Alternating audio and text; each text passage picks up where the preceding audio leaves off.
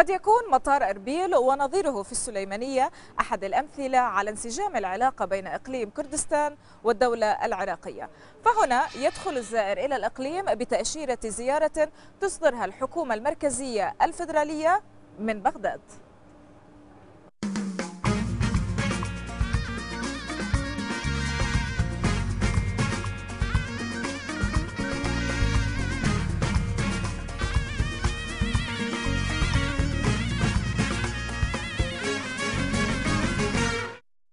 وخارج المطار ترعى حكومة الإقليم الزوار، حيث تتولى قوات الأمن الخاصة بكردستان العراق حماية زوارها كما تحمي مواطنيها. هنا لم يقتل أي جندي ولم يختطف أي أجنبي منذ عام 2003 بحسب ما تقول الحكومة المحلية، هذا رغم السنين المشتعلة التي عاشها العراق.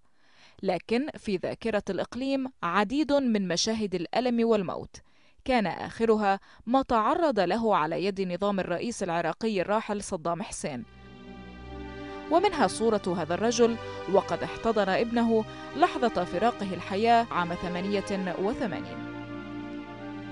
حمل الأكراد هنا معنى هذه الصورة واحتضنوا ماضيهم الأليم بحثاً عن مستقبل أفضل يحصلون فيه على حقوقهم. ودخل الأكراد في مشهد التغيرات السياسية في العراق منذ عام 2003، بداية من مجلس الحكم والحكومة العراقية المؤقتة والانتقالية إلى المشاركة في جولتي الانتخابات العراقية عام 2005 و2010. المشهد السياسي في إقليم كردستان العراق يتشكل من التحالف الرئيس الحاكم والذي يضم الحزب الديمقراطي الكردستاني برئاسة مسعود برزاني والاتحاد الوطني الكردستاني برئاسة الرئيس جلال طلباني، ويضم أيضا القوى والأحزاب المعارضة وهي حزب التغيير والأحزاب الإسلامية والتي تشكل أكثر من ثلث البرلمان.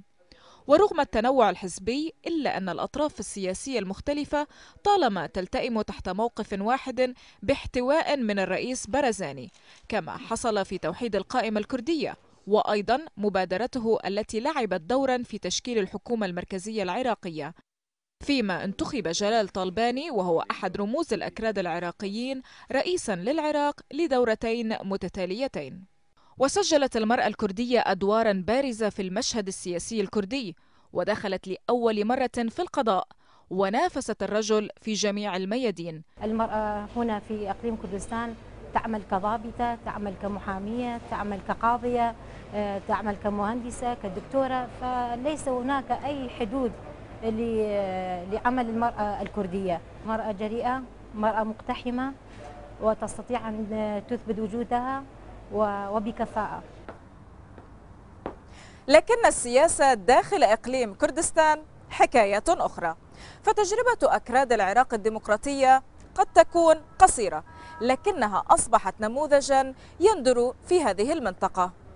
فبإمكان أي مواطن من الإقليم بلغ السن 25 الترشح لدخول برلمان كردستان، كما أن أي شخص بلغ 18 من عمره يحق له التصويت.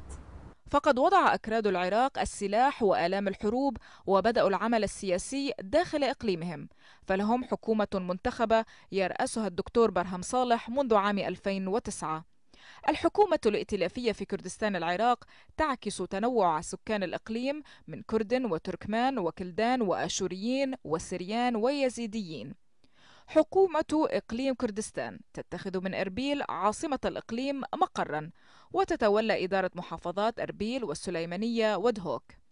وفي برلمان الإقليم 111 مقعدا، منها 10 مقاعد للأقليات والنساء، وفي البرلمان الحالي توجد 36 نائبة.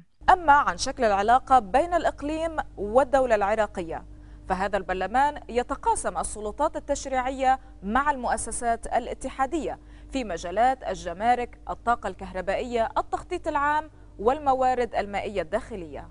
لكن أولوية التطبيق هنا في الإقليم هي للقوانين الصادرة عن برلمان كردستان.